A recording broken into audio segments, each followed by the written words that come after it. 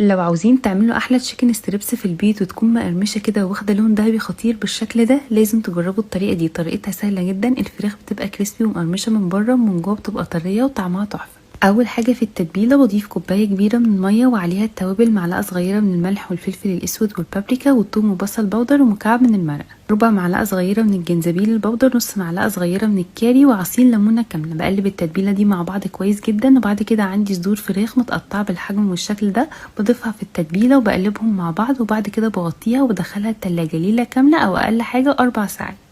في بولة تانية بضيف كوباية ونص من الدقيق وعليها ربع كوباية من النشا، معلقة صغيرة من البيكنج باودر والتوابل، معلقة صغيرة من الملح والفلفل الاسود، توم وبصل باودر، نص معلقة صغيرة من الكاري والكركم.